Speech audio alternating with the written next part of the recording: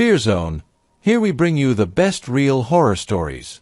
Today's story is about Mrs. Carla, which took place in the city of Enredo, Brazil, in 1996, when she was 23 years old. In this tale, we will explore a tumultuous romance that revealed hidden secrets, involving the dark side of a werewolf and other night creatures. Get ready, because what you will hear at the end of this video is something astonishing about werewolves. If I were you, I wouldn't miss this chance to understand this hidden knowledge. It all started on a farm where Carla lived with her parents, who worked as caretakers. Next to their property was another large farm, purchased by a wealthy family. Growing up near this place, Carla got used to the environment and did not fear this rural area, which was surrounded by forests. Sometimes, she would even pick some flowers that grew on the neighboring farm, sneaking in to avoid being seen. During one season, Carla enjoyed walking through the woods near the farm and started feeling watched. She looked around but saw no one, becoming terrified and hurrying back home. One day, Carla noticed beautiful flowers blooming on that farm, but she couldn't pick them during the day because the caretaker was nearby. She waited for the night to come and snuck into the farm to gather the flowers. As she was picking them, she felt the eerie sensation of being watched again. Scared, she decided to leave. As she walked through the pasture, she heard a close and frightening howl. She began to run towards the property's fence to escape, but a dark and terrifying figure appeared before her. Overwhelmed with fear, Carla fell to the ground and couldn't get up, paralyzed by terror. And this could have been the end for Carla, as the creature was a werewolf, a mix of wolf and man. It stood upright, walking on two legs, and moved towards her, watching her every move. Carla tried to get up and run, but the werewolf leaped on her. She thought it would kill her with bites and claws, but to her horror, the creature tore her clothes and began to assault her sexually until it was satisfied.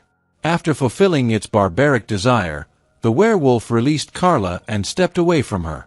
She thought it would kill her, but to her surprise, the creature turned its back and walked away, leaving her on the ground, corrupted by the monster's lust.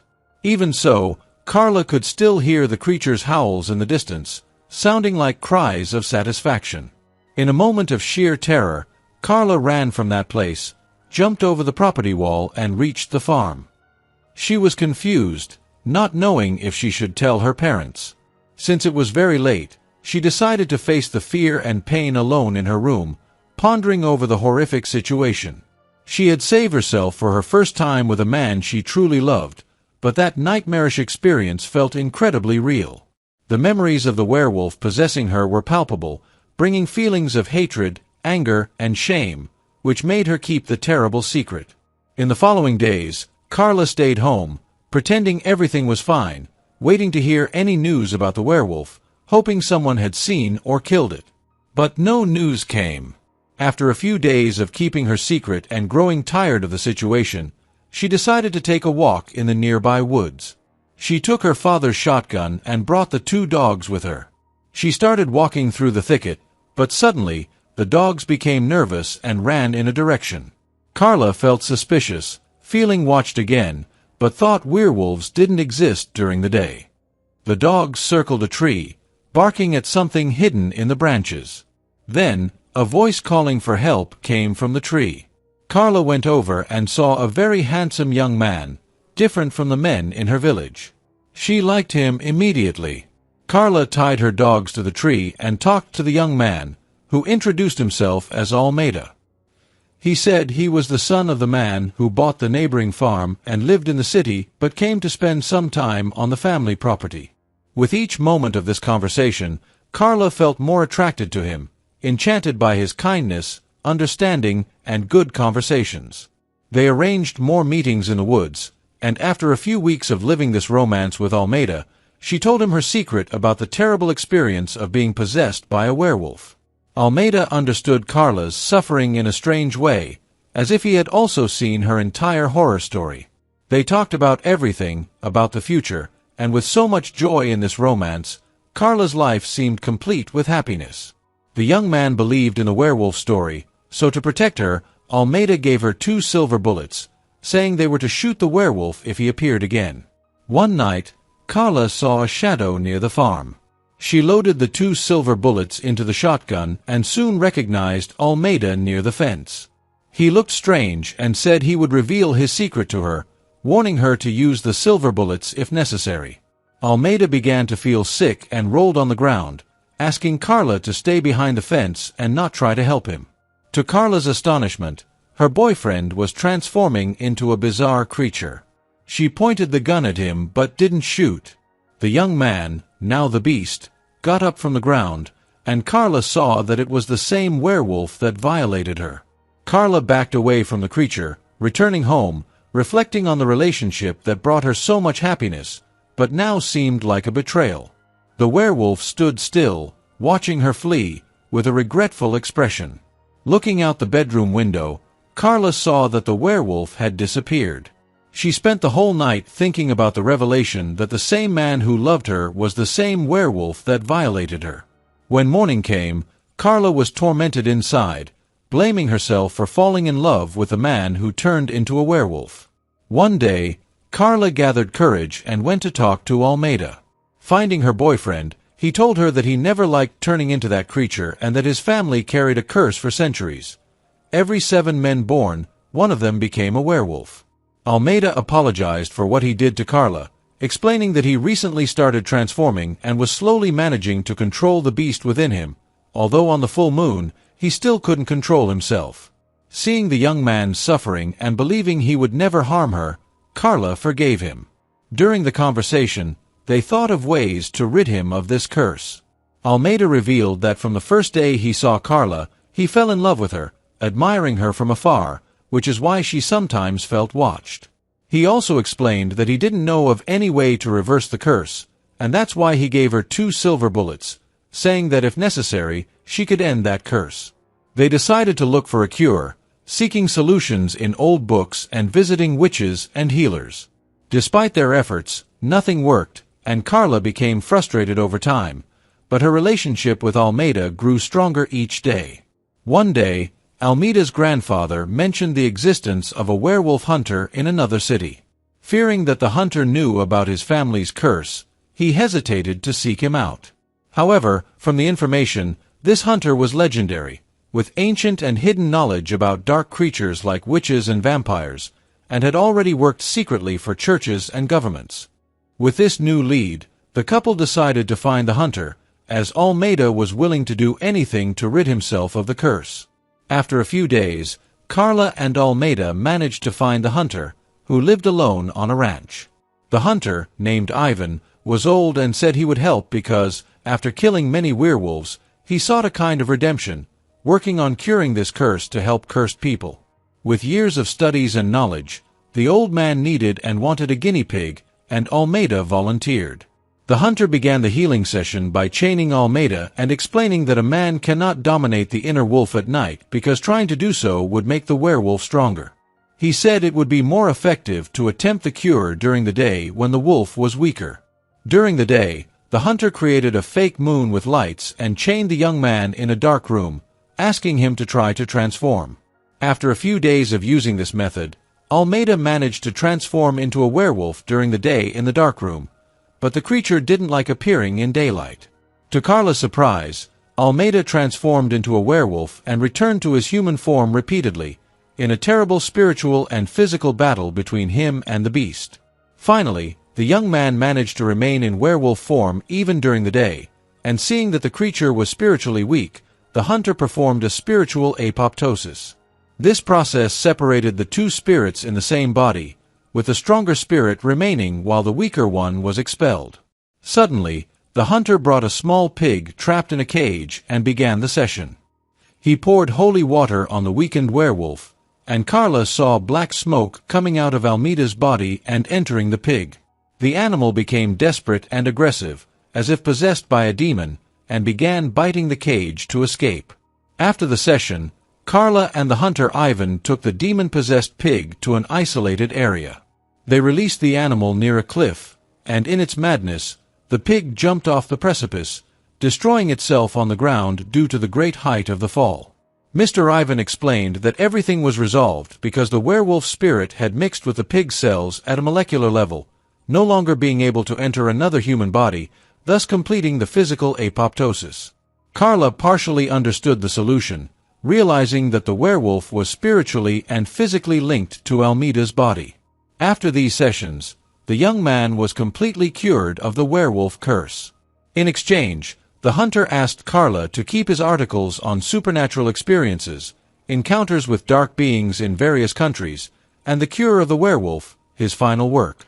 She should hand over this notebook only to another hunter of night creatures.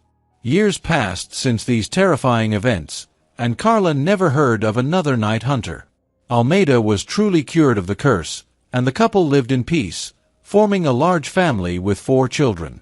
Despite the happiness, Carla still feared that the curse might return to one of her children. With Mr. Ivan's death, Carla decided to share some impressive stories he left in the notebook, including encounters with demons, powerful witches, vampires, werewolves, headless mules, and even a seisai he trapped inside a bottle. Carla began to release these stories, warning viewers about the dangers of werewolves. She mentioned that if the victim was a woman, the werewolf might let her escape but could seek revenge in other ways, causing other types of harm, as happened to her. To conclude, Carla asked that if viewers enjoyed this real werewolf story, they should like the video and subscribe to the channel to watch more real horror stories. Until next time. Fear Zone, your channel for real horror stories. Good evening everyone, and let's dive into another chilling tale. This werewolf story was sent to us by Mr. Morrow, and it happened to him in the city of Uberaba, Brazil. At that time, in the year 2005, Morrow was 21 years old. What you are about to hear is an unbelievable experience Morrow lived through, as he was warned that evil could come his way, and it truly did. Morrow endured a night of terror. It all started when he lived in an urbanized area of the city with his parents and attended night classes at college. During his school holidays, Morrow decided to visit his cousins who lived on a ranch and spend a few days there. His cousins were the same age as him. On the scheduled day, Morrow borrowed his father's car and traveled to his relative's property. Upon arrival, he settled into the farm and enjoyed country life. His cousins knew everyone in the region and were always greeted warmly wherever they went. After a few days at the ranch, Morrow and his cousins were invited to a barbecue at a friend's farm. As the party time approached, Morrow drove his car to the location, while his 2 cousins went in their own cars. Upon arriving at the farm where the barbecue was to be held, Morrow met many people who were friends of his cousins. His cousins had girlfriends and spent the whole day enjoying the barbecue atmosphere.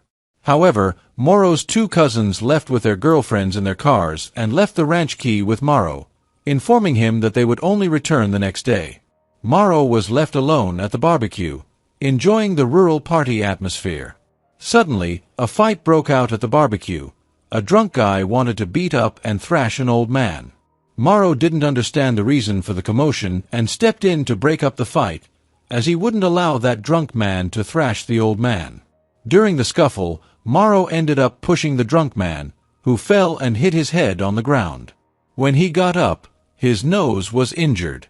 Following this incident, Morrow started arguing with the drunk man, who then said he knew where Morrow lived and threatened to get him. Shortly after, the drunk man's brother appeared and tried to cause more trouble with Morrow, but the partygoers arrived just in time to prevent the fight from escalating. The people at the barbecue sent the 2 brothers away from the party. After this whole altercation, Morrow felt disheartened about staying at the party and considered leaving the barbecue, as he was alone at the farm and unsure of the intentions of those 2 guys. Surely, they had seen him with his cousins and knew where he was staying. Morrow walked to his car, still shaken by the earlier events. As he was about to start the vehicle, the old man from the barbecue came up to him and said that the 2 brothers from the party likely knew where Morrow's cousin's farm was and that he might be there. The old man also mentioned that he had known the brothers' family for a long time, as they were almost neighbors, and that they were not ordinary people, being involved in very powerful black magic. He advised Morrow not to sleep at the ranch that night, at least until his cousins returned. The old man added that those who got into trouble with these 2 brothers often ended up leaving the area, claiming to have seen strange things.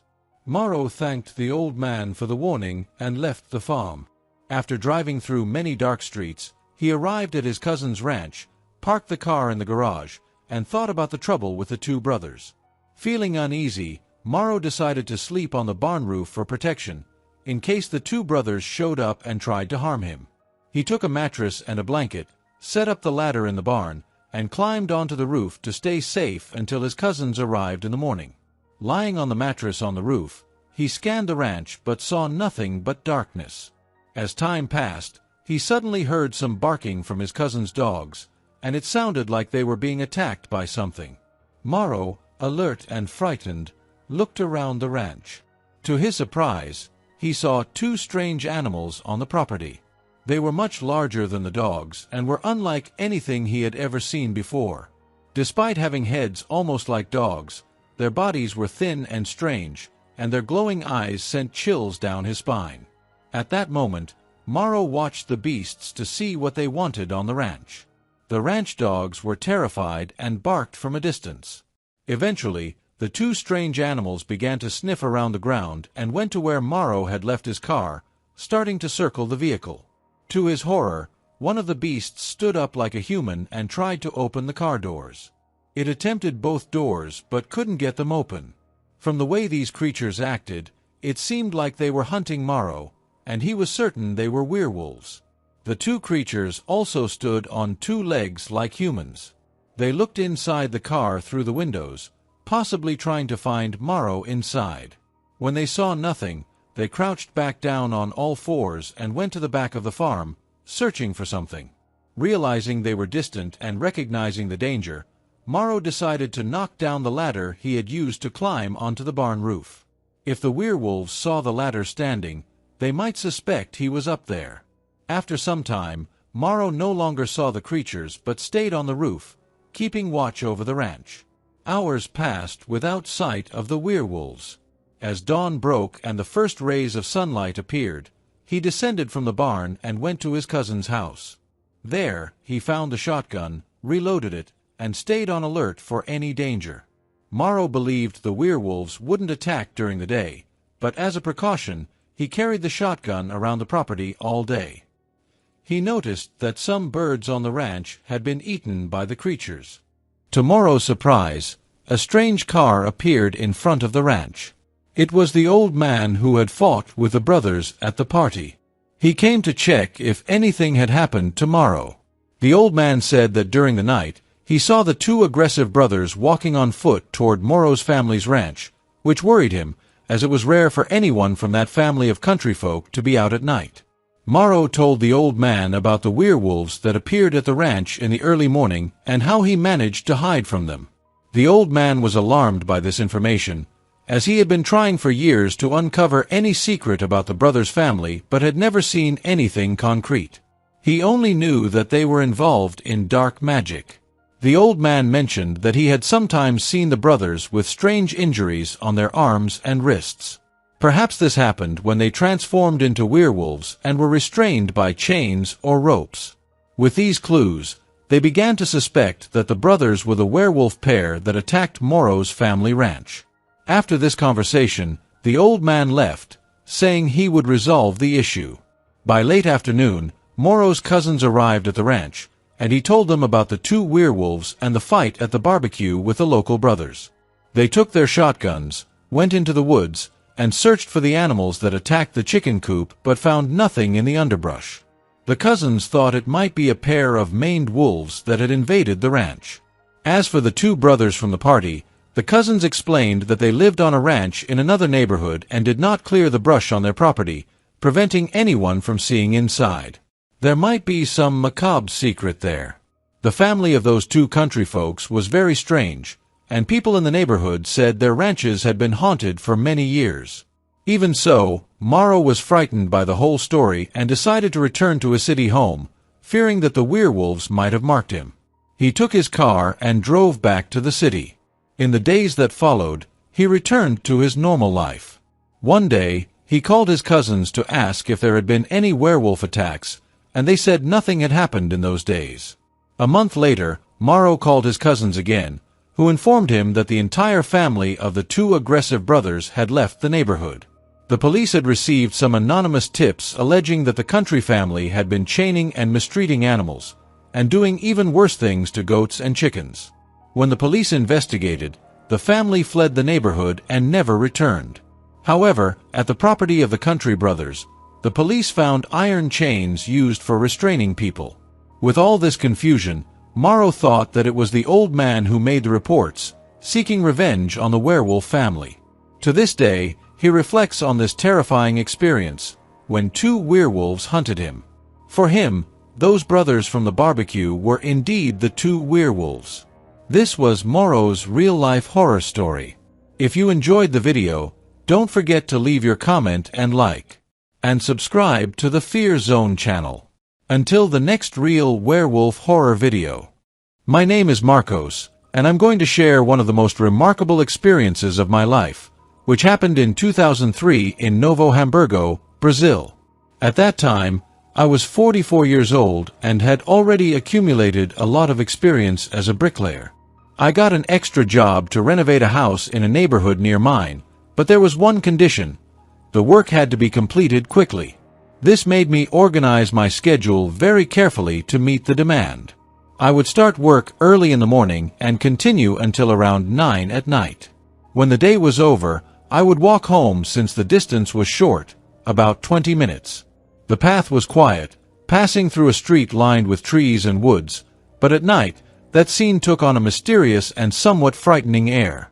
After 2 days of this intense routine, I began to notice the presence of a young homeless man who frequently appeared on that same street. One day, he approached me and asked if I usually passed by there. I said yes, and he gave me a strange warning. He said that a few nights before, he had seen a strange animal roaming the area in the early hours of the morning. I listened to the story carefully, but I didn't pay much attention to his words and continued on my way home, knowing I needed to rest for the next day. Even so, the young man's words left me uneasy. Every night, on my way back from work, I would see the figure of the homeless man in the shadows, a constant presence that reinforced the feeling that something was not quite right in that lonely stretch of the city. After a few days following the same routine, on one of those nights, I was returning from the house renovation.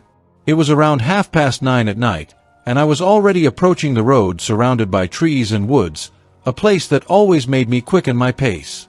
A few meters ahead, I saw the young homeless man, a figure I had grown accustomed to seeing on those lonely nights. At that moment, I realized that I had forgotten to put my wallet inside the bag I always carried, full of hammers and other essential tools. Worried, I decided to go back to the work site to get the wallet. When I got there, I started a careful search, and after a while, I finally found it.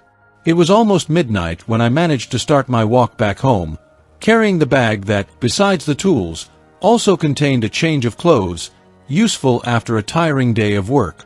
On the way back, as I crossed the dirt road, I decided to stop for a moment to relieve myself.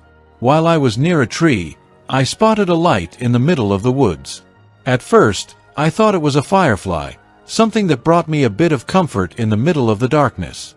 But that tranquility was shattered by a terrifying sound, 2 deep growls, indicating that there was some kind of animal nearby. The light, which initially seemed like just an insect, started moving about 25 meters ahead, revealing itself as the eyes of a creature hidden in the dense vegetation. The realization that I was being watched by an unknown animal put me on high alert. I noticed that the creature was starting to move, coming toward me slowly and menacingly.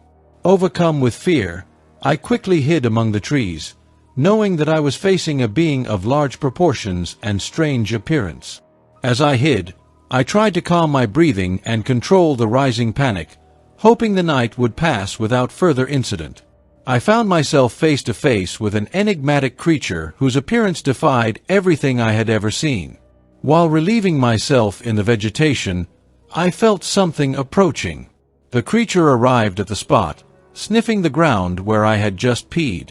The dim light from a distant street lamp allowed me to make out some features of the beast. I noticed it had a lupin build, but its movements resembled those of a monkey. The face was a disturbing mix between human and canine, with a snout that looked like a dog's, and eyes, intense and bright like two yellow lamps, sent a chill up my spine. With the imminent danger, I knew I had to act fast. I sought refuge in a nearby low-trunked tree. I climbed with all the agility I could muster, trying to escape the beast's line of sight. However, it noticed my movement and approached the tree, sniffing around and fixing its penetrating gaze on me. Desperate, I threw a screwdriver at the monster, but quickly realized my mistake. The object hit the creature, which reacted with intense fury, glaring at me with eyes that now seemed even more threatening. To my amazement, the creature rose onto its hind legs, assuming an almost human posture. The shock was so great that I almost fell out of the tree. It was then that I realized I was facing a werewolf, a mythical and terrifying figure. The werewolf began trying to climb the tree, its claws scratching the trunk. In a desperate act of defense, I started kicking the beast's paws, trying to prevent its ascent. While the werewolf continued to struggle to climb, I rummaged through my bag for something that could save me. In my haste, I dropped some clothes on the ground, but managed to find what I was looking for, a hammer. With all the precision I could muster, I delivered a precise blow to the creature's head. The werewolf fell to the ground, stunned by the impact. It tried to get up, but its strength seemed weakened by the hammer blow. I watched, relieved, as the creature struggled to stay on its feet, aware that, at least for that moment, I had managed to escape an imminent danger. Soon after, I saw the werewolf rise and stand next to the tree, locking its eyes on me as if it wanted to mark me with that piercing gaze. The creature, with its tense and threatening movements, seemed to be assessing the right moment to attack again. In a mix of courage and desperation, I gripped the hammer still in my hand, making it clear that I was ready to defend myself tooth and nail. I raised the hammer, prepared to strike again if the beast tried to climb the tree.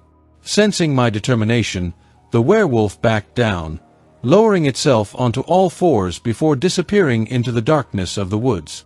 Even with the creature gone, I didn't allow myself to relax. My heart was still pounding, echoing the fear that gripped my thoughts. I knew I couldn't let my guard down, as the werewolf could be hiding, waiting for a chance to catch me off guard. The idea of leaving my refuge high in the tree didn't even cross my mind. I remained alert, trying to calm my breathing and make sense of what I had just witnessed. The disbelief over what I saw mixed with the adrenaline coursing through my veins. I had never believed in werewolves, always considering those stories just legends, until the moment I came face to face with one of these creatures. Sheltered in the precarious safety of the tree, I pondered what to do to escape that nightmare. Time seemed to drag on slowly, each minute feeling like an eternity while the sky remained shrouded in the darkness of night.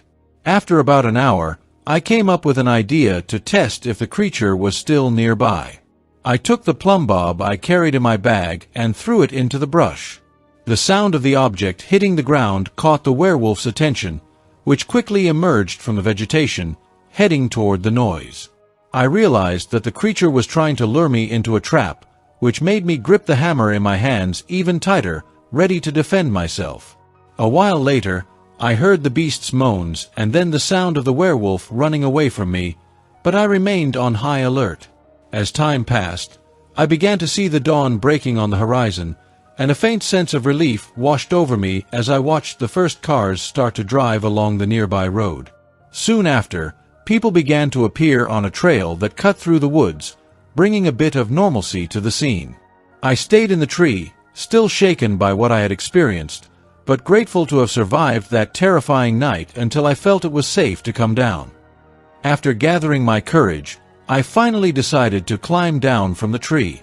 Despite being overwhelmed with fear, I even left my shirt behind in the underbrush and made my way out of the area, eventually returning home.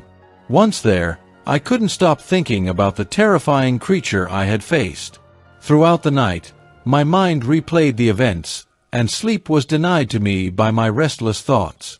Over time, however, I resumed my normal routine, continuing my work on the house renovation, but now only during the day. After the frightening encounter with the werewolf, I started taking the bus home, avoiding the road that had led me to face the creature. A few days later, I ran into the young beggar at the bar. He was the same guy I always saw wandering near the road where I was attacked. To my surprise, the beggar was wearing a shirt that belonged to me, the same one that had fallen from my bag on the day of the attack. He approached and asked me to buy him a drink. Without hesitation, I bought him a shot of kachaka. The beggar then asked why I had stopped using the dirt road. I told him about the attack I had suffered, confirming that the creature I had seen was indeed a werewolf. Curious, I asked the young man how he had gotten the shirt he was wearing. The beggar evasively said he had had it for a long time and quickly changed the subject, leaving the bar without offering further explanations. Days passed, and I finally completed my renovation work in the neighboring area. I avoided the road where the attack had happened, and over time, I stopped seeing the beggar. One night, while I was resting at home, my son returned from school, visibly disturbed. He told me he had seen a strange man in the woods near the ranch, and that this man seemed to be watching our house closely. This news immediately put me on high alert. I wasted no time. I grabbed my rifle and carefully approached the window, peering through a small crack. There he was, the figure my son had described. It was the same vagrant who used to lurk around the nearby path. Suspicious of the man's intentions, I decided I needed to confront him. I stepped out into the yard with firm steps, rifle in hand, and went to the fence that marked the boundary of our property. When I arrived there, I asked the vagrant what he was doing. With a casual tone, he replied that he was hunting the famous mountain creature.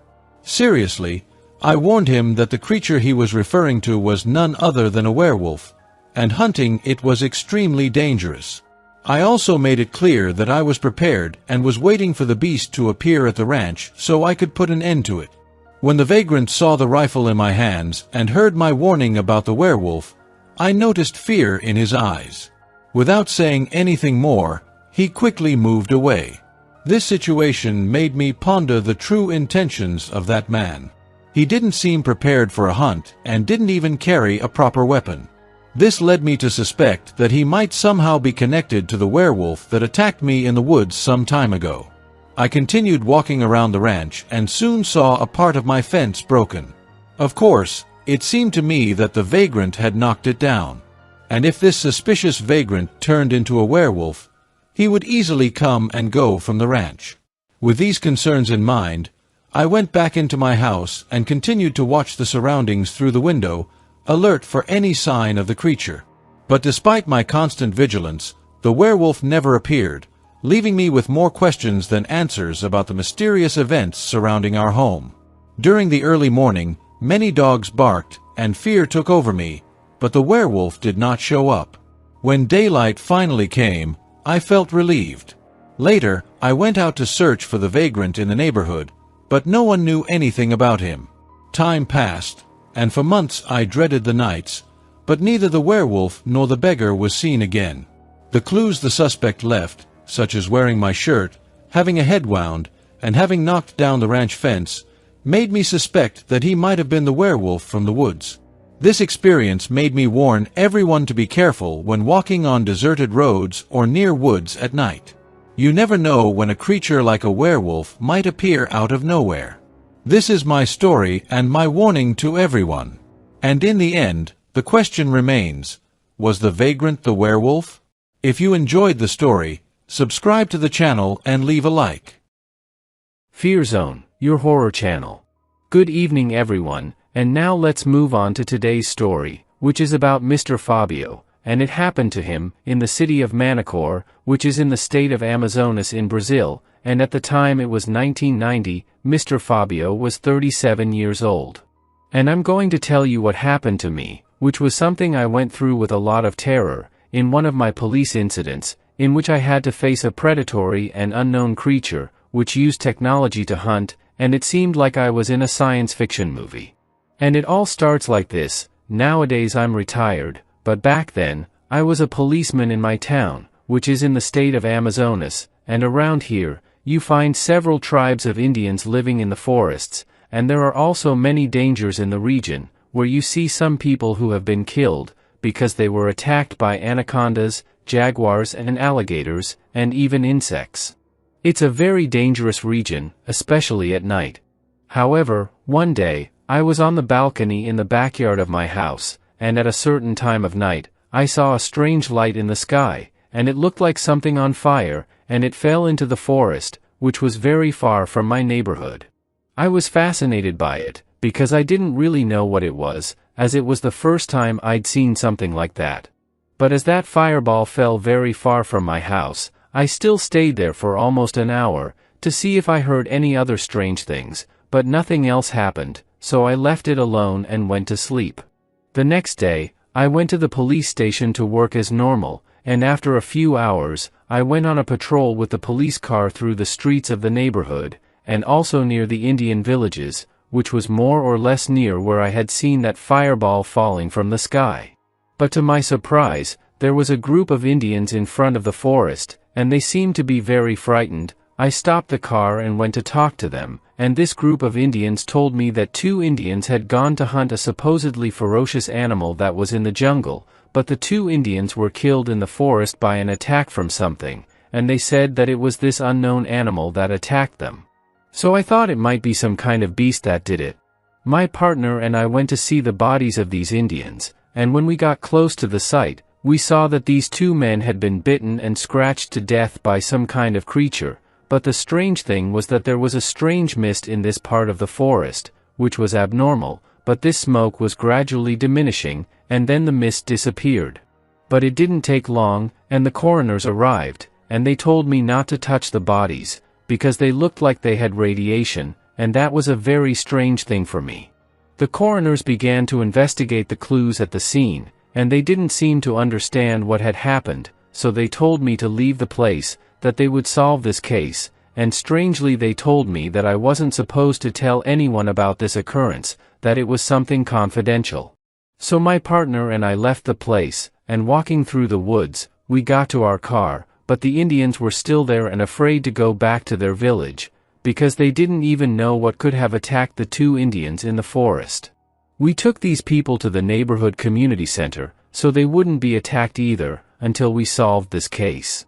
The next day, with a lot of curiosity, I went with my police partner to make some rounds in the forest to try to find the dangerous animal, or some clue about it, and walking through the forest, we saw a dead jaguar, and it seemed to have been attacked by the same thing that attacked those 2 Indians. I started to get more worried and wanted to know who was behind it.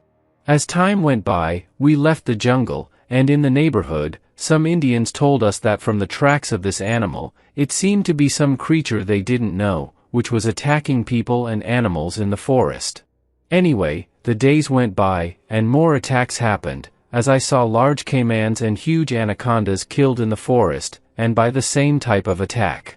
With these occurrences, I and 5 other police officers decided to go on patrol in the jungle. With the team, we entered the jungle and started walking through the forest and near the rivers, trying to find out who was carrying out these attacks. We split up into 2 groups, and there were 3 men on one side of the forest, and me and 2 other men went to the other side. We walked around this place for almost the whole day, but we didn't find anything, but as we walked through the jungle, we soon met a man who called out to us, and he lived on a farm near the forest. This country bumpkin told us that around 10 o'clock he saw a mist appear near his property, and so he heard footsteps and growls coming from the mist, but he didn't know what it was. But it sounded like an animal running and chasing another beast. The country bumpkin became afraid of the noises, and he took his rifle and kept watch. After a few minutes, the noises stopped and there was a silence in the mist, and suddenly the mist disappeared, but the man's dogs kept barking under the tree. He became suspicious, and went out into the yard. This man thought it might be a jaguar, which would be on top of that tree, and ready to attack his dogs, the redneck then. He fired into the foliage of the tree, and something fell out of the tree onto the ground, but to the farmer's surprise, when it rose up from the bushes, the beast was standing like a man, balancing on 2 legs, but it was a humanoid creature, like a crab or something, orange in color, and it growled angrily at the dogs. In desperation, The landowner shot at the creature several times, and it was hit and fell to the ground in the woods, but the creature got up and stood up, and ran off into the woods and disappeared. Well, this story left us even more confused, but we could tell that it could be some creature or some ferocious animal that was hiding in the forest, and for me, this animal that the landowner faced was linked to the deaths that had been happening in the jungle. Anyway, as many hours had passed, we put it behind us and went back to our homes. The next day, my partner and I were on a car patrol near the forest again. And suddenly, an Indian came running down the road, and he was very scared, because he said he saw two strange creatures walking in the woods, and that one of them ran after him. At that moment, my partner and I got out of the car and went into the forest with our guns in our hands, and for me it was the clue I needed, and with the report of the farmer and the Indian, it was certainly some dangerous animal that was causing all this terror. As the Indian's clue was recent, we started walking through the forest quickly so as not to lose track of the creature, and then we walked for a few minutes where the Indian said he saw the creature.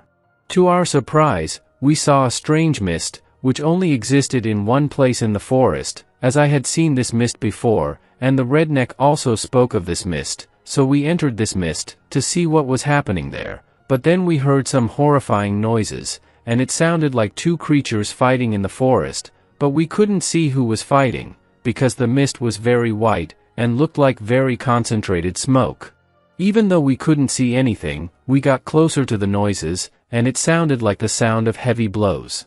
We were frightened by this, and decided to wait for the noises to stop before we took action. But soon the sounds of fighting stopped, but it seemed that one of the beasts was making desperate roars, as if it had been captured. However, the mist suddenly subsided a little, and my partner said he would walk forward, so that we could surround these beasts, so he walked very slowly through the woods, and I waited on the spot. Then the mist disappeared, and I could see something strange in the forest, because there was a man wearing strange clothes, which looked like armor, and he was wearing a kind of iron mask too, and he was walking in the undergrowth, but it looked like he was carrying something, in a kind of fishing net. I thought that was strange, and I started to follow this guy too, at a good distance from him, so he wouldn't notice me, but to my surprise, at that time, my friend came out of the bush, and pointed the gun at that man in armor. I noticed that the strange hunter, he was tall and strong, and I also came out of the bush with my gun, surrounding that man in armor on both sides so that he wouldn't run away, but that being was confused by our action. But as soon as I looked to see what that strange man was carrying, I saw a strange and weird creature, trapped in a fishing net, and it was a humanoid creature, which seemed to be a type of large crab, and bigger than a man, but it had strange arms and legs. Just as that landowner had told us, and I was startled by it, and couldn't believe what I was seeing, but as I took a closer look at that hunter in armor, I began to notice that although he looked human, his skin was colored light and dark green. Finally, that being just stood there looking at us, while the mist cleared, and suddenly we saw something unbelievable, because there was a kind of spaceship near us, about 40 meters long, and it looked like something with very advanced technology, and it was hidden in the middle of all that mist. But that being started fiddling with something on his forearm, which looked like some kind of strange device. Suddenly, I started hearing some kind of high-pitched, electronic sound in my mind that stopped me, and I couldn't move. I looked at my policeman partner, and he wasn't moving either. At that moment, I became afraid that this being was going to kill us, and he then started walking towards my friend. I continued to fight against this paralysis, to try to save my police partner from a possible attack by this being, but I couldn't do it, because my nervous system seemed to be off. I couldn't feel my arms and legs. But it stood in front of my partner, and this hunter took his iron mask off his face, and so I noticed that this stranger was some kind of humanoid alien, who seemed to be some kind of reptilian man, or something, and he had some kind of braids coming out of his head, and it was something frightening about this creature. As soon as that being took off his mask, he stared into my policeman partner's eyes. Of course, I was afraid that he might do him some harm, but he didn't do anything, and after a few minutes or so, this alien put his mask back on his face, and went away dragging that other creature, which he had captured in the net, and they got into the ship. After that, that ship turned on and made no noise, and made a quick takeoff, up to about 100 meters in the air, and then the ship left at great speed, which even caught fire in the sky, as if it were a trail, and disappeared from our sight. I was very frightened by everything that had happened, and little by little, I managed to recover from the paralyzing effects of that strange sound, which came from some of the aliens' devices. As soon as I recovered from the effects, I was back to normal, and my partner and I ran away from that place, and we fled into the woods, and we got to our police car, and we were terrified, and even so we went back to the police station, to see what we were going to do about this case, which was something very serious and dangerous for anyone to know about. And talking to my partner, he said that at the time the creature looked into his eyes, the predatory alien telepathically entered his mind, and said that he was passing close to this planet and there was a problem with the ship, and he had to go down and land his ship in the forest to fix it, and because of a mistake in the damaged computer, that crab creature managed to escape from the ship and entered the forest, and he was on a mission to hunt down this predatory creature, because he was violent and would kill the animals and human beings that crossed his path, and this creature was from a planet in another galaxy, and that this creature hid in the rivers, so we couldn't find him, because he was an aquatic being too. The alien hunter told me that the mist was part of his technology, in which he used the mist to hide and hunt without anyone seeing him. This alien said that he was a predator of the universe, and that he challenged very strong beings to a fair fight to the death, and that my partner and I were too weak to face him. After that day, I was frightened by this encounter with these predators, and I avoided going into the forests. My partner and I agreed to keep it a secret, but if the attacks were repeated we would have to ask the government for help in hunting down these aliens, because they are very dangerous and use advanced technology. But as time went by, there were no more strange attacks, and the indigenous people returned to their villages. One day, I was in the bar drinking, and I saw that a movie was going to be shown, of Arnold Schwarzenegger against a predatory alien, in a forest. I got interested and watched this science fiction movie, and I remembered this alien, because he was identical to the predator that attacked me in the forest, only my predator's armor protected the alien's entire body. But one thing I saw in the Arnold Schwarzenegger movie was that he had clay on his body, which fooled the predator. And to this day, when someone says they've seen something strange, or bright lights in the sky, or some strange being, I think it might be the alien predator, but I hope I never meet one of these beings again. Well, if you liked the story, leave a like, and subscribe to the channel, until the next predator story.